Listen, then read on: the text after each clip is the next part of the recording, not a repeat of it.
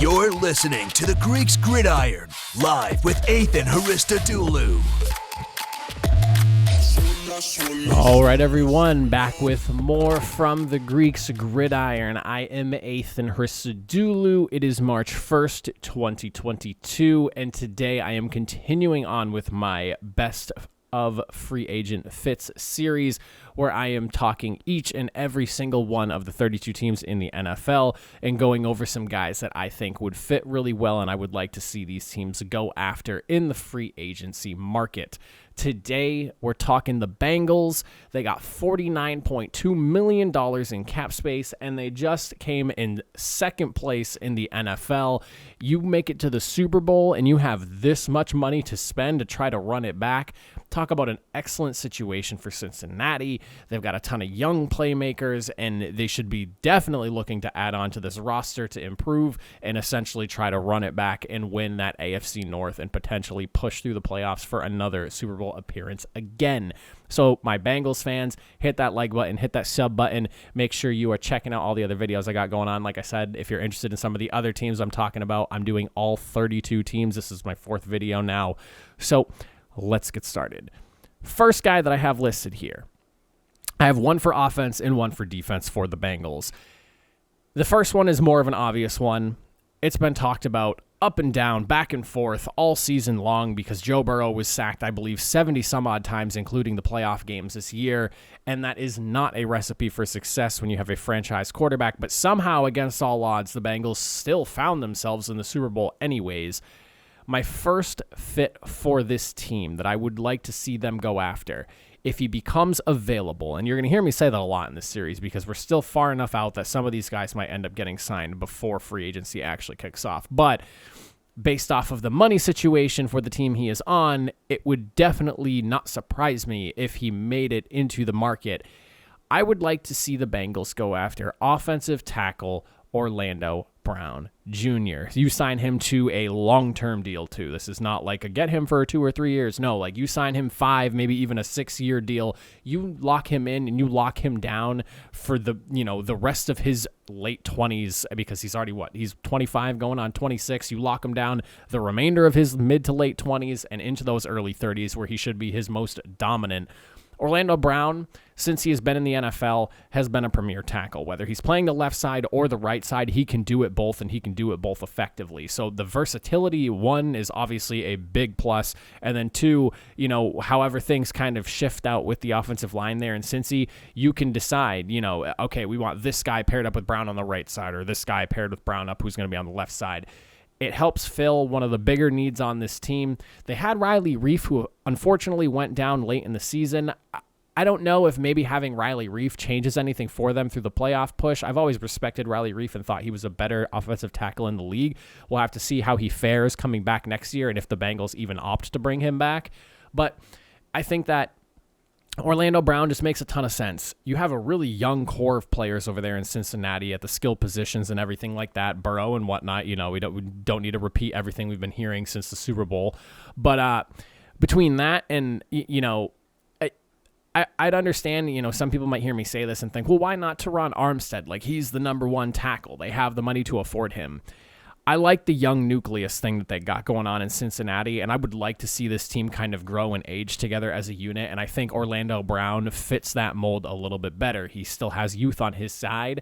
You bring in Teron Armstead 2-3 years, and then you kind of revisit it to see where it's at, and I don't really think it would happen, but there's definitely the possibility that, Father Time catches up to Armstead in a couple of years and maybe he's not quite as effective, where someone like Orlando Brown Jr. should be just scratching the surface of his prime right about now or in the next year or two. With that in mind, you think of what Casey's dealing with cap-wise. They're probably not going to be able to re-sign him. They only have about $11 million in cap space or so at this current moment. Do I think that they're going to be able to bring him back? There's a potential for it, but I think that there's going to be a cap casualty or two in terms of not being able to re-sign someone because they do have a few guys up that are important pieces who need money if they want to stick around. So I could definitely see Orlando Brown Jr. being a guy that does end up getting let go. And again, you built an excellent young group over there in Cincinnati.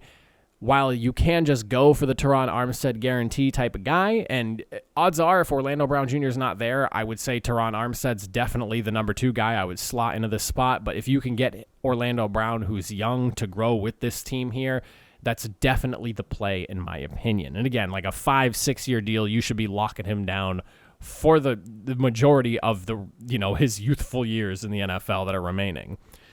The second guy that I have labeled here for the Cincinnati Bengals, and this time we're looking at the defensive side of the football, is going to be one that might be a little bit of a surprise for some people, but I've always been high on him, and despite the couple of years of injuries where he missed a handful of games and did not get to play to the level that I thought he was going to play at based off of his rookie campaign, linebacker Leighton Vander Esch of the Cowboys. It sounds to me like he's the odd man out over there in Dallas. He's a free agent.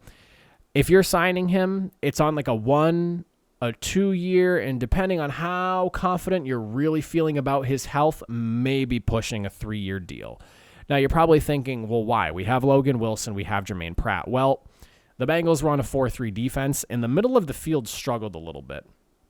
Leighton Vander Esch, his first year, was a pretty solid coverage linebacker, and he was a great linebacker overall his rookie season. The next couple of years obviously get derailed because of injuries, and when he finally gets to have another full season this past year, we start to see the flashes of the guy that we were introduced to back in 2018. I'm betting on him coming back and being the guy that we all expected. There are guys that are injury prone, and then there are guys who just have an unlucky string of injuries for a couple of years, and then they come back and then they resume their career, and you wash your hands with it, and it was what it was.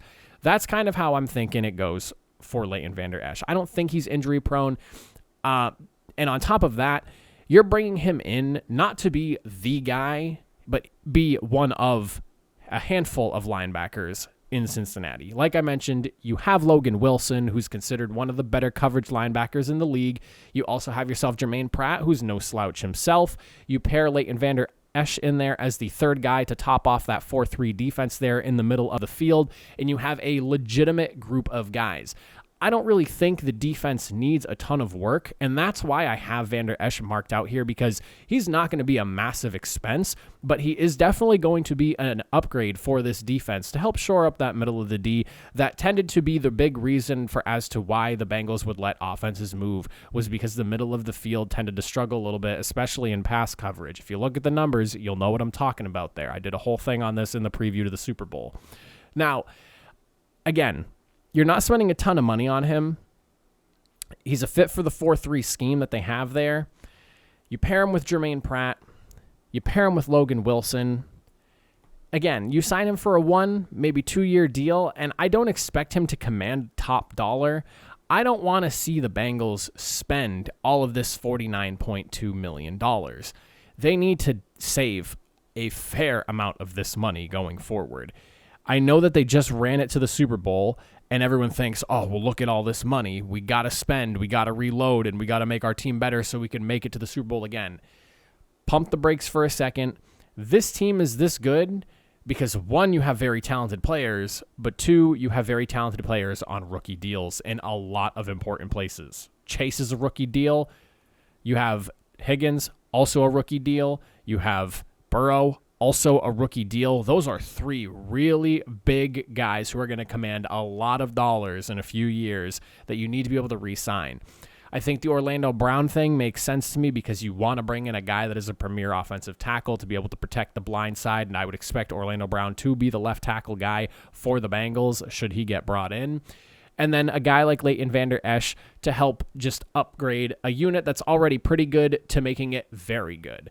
That's the way I kind of see the Bengals in the free agent market. Not spending a ton of money because you have to remember what's going on in the future contract-wise, but spending money on a significant position in a significant area of need, and then also going after something that can help improve a defense that, hey, held the Rams to 23 points in the Super Bowl and had a pretty good showing in the playoffs as well, shutting down some very good offenses.